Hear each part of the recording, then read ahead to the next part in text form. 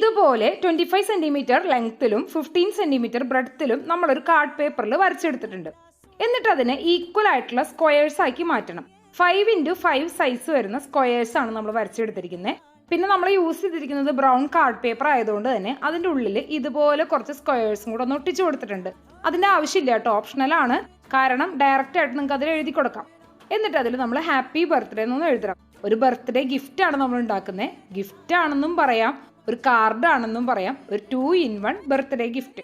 എന്നിട്ട് ഇതുപോലെയൊക്കെ ഒന്ന് കട്ട് ചെയ്ത് കൊടുക്കുക. അപ്പോൾ നമുക്ക് ഇതുപോലെ മടക്കിയെടുത്ത് ഒരു ബോക്സ് ഫോമിലാക്കാൻ പറ്റും. പിന്നെ നമുക്ക് അതിൽ എന്താണോ ഗിഫ്റ്റ് അത് ഇട്ട് കൊടുക്കാം. ഇനി അഥവാ ഒന്നും ഇട്ടില്ലെങ്കിലും കുഴപ്പമില്ല, അത് അതിനാൽ തന്നെ ഒരു സർപ്രൈസ് ഗിഫ്റ്റ് ആണ്. അപ്പോൾ നമ്മുടെ ക്യൂട്ടായിട്ടുള്ള birthday card cum gift box ready ആയിട്ടുണ്ട്. അപ്പോൾ ഇഷ്ടപ്പെട്ട എന്തായാലും ലൈക്ക് ചെയ്യുക, ഷെയർ ചെയ്യുക, സബ്സ്ക്രൈബ് ചെയ്ത് സപ്പോർട്ട് ചെയ്യുക. ഗിവ് അവേയുടെ ഗിഫ്റ്റ് ഒക്കെ ഓർഡർ ചെയ്തിട്ടുണ്ട്. അപ്പോൾ പെട്ടെന്ന് തന്നെ സബ്സ്ക്രൈബ് ചെയ്ത് കൂടെ കൂടിക്കോട്ടോ.